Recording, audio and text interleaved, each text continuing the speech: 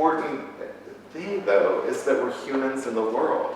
The little slideshow, I just want you to check in with yourself. Like, what happens when you wake up in the morning, you're making, probably here making tea before you, but maybe coffee before you go to the office, before you start seeing your clients. I'm just noticing.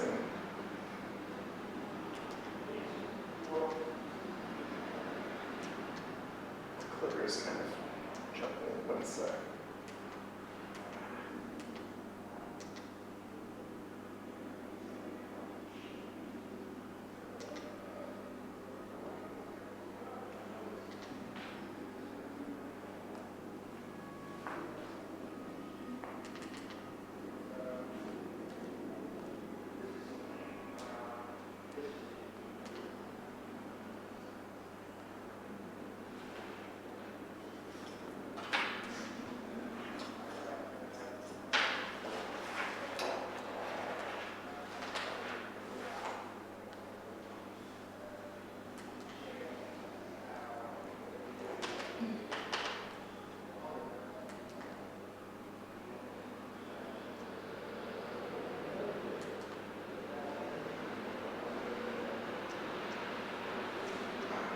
So what feelings are evoked? What have you been going in the past year or two, especially after the pandemic, with wars raging? What do you go into the therapy room with? Just asking yourself, how neutral have you felt in this past year in general? How are you able to ground yourself? It's quite funny, when you showed the photos, Mm-hmm. it was about probably 3-4 weeks ago. I was watching myself, and I wake up in the morning, the first thing I do is get my phone, and I'm almost getting attracted to this bad news. Yeah. Because the media, every day there's something bad's happening. But this first thing at 7 a.m.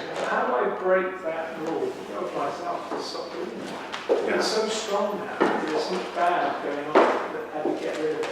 So I better stop myself watching my phone in the morning as a trigger.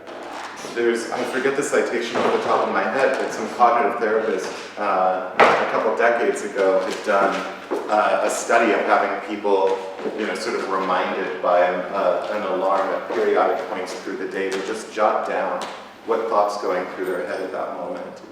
And excess of 70% of those thoughts were negative in valence. There's an argument by many CBT researchers who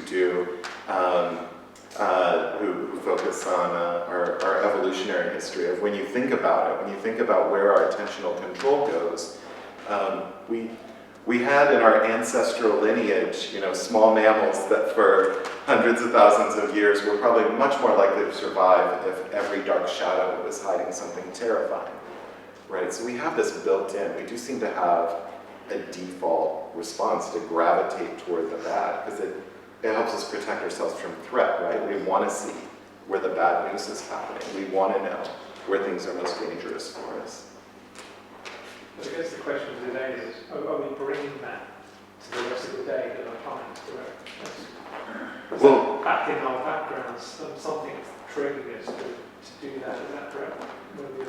I would add a twist to it, not just bringing it to our clients, but what does that look like to bring it to our clients? We could bring it to our clients in a way where the blank slate says we might act as if every news event that comes up with our clients is a dispassionate first hearing. We could pretend as if we're not bothered. We could lead as if this is something of no personal importance to us, even if it is. Or at the far extreme, we could be flooded, we could be emotionally melting down, we could be bringing it up with all our clients.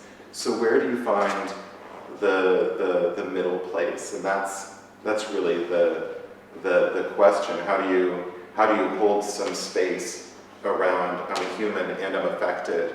My clients, despite the pedestals they put us on, probably recognizes that I'm human and that I have emotional experiences about what's going on in the news, what's happening today. So can we create some honesty and authenticity around that? Yeah, are you crazy? Yeah, I was just going to say, like, what you mentioned, CP background theory about evolutionary theory and threat, like, quite routinely introduce clients, especially those avoidant of their emotions, normalise it for them more than anything else, because they often feel broken or damaged in some way, or that's a problem for them. And use it as a gateway into actually recognising and facing emotions. But where to go from there is something I'm curious about. So I've got ideas and I've got things I've done, but Yeah. Well, and it's a very evocative thing. If you were to open a session saying, this occurred today, and I feel impacted by it. So this is something that may be weighing on me as we talk today, and so I wanted to let you know. So to get them to relate to you. It could be, or it could be, how many of our clients,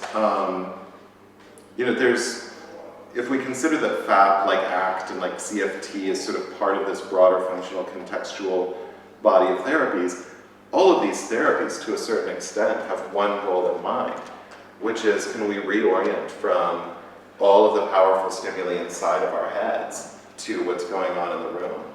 How many of your clients have intense interpersonal distress they experience because when they're seeking help, when they're looking for someone to comfort them, when they're looking for support in their own lives, they're focused on what their story means to them and perhaps even insensitive to the cues from the other person, that they're not in a place where they can hear them, that they're not able to offer the full emotional bandwidth that they want.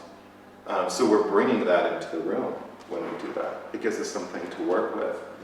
That, when I think of my clients who have the most disorganized styles of relationships, it's the ones where, it's been eating me up. I want to tell my partner this, and okay, sure, so their father just went in hospital, but I'm going to tell them anyway. And I can't believe they didn't respond in a way that felt loving. So I suppose pure CBT would call that what, black and white thinking or something like that. Yeah, that's part of it, though. Yeah, for now that works.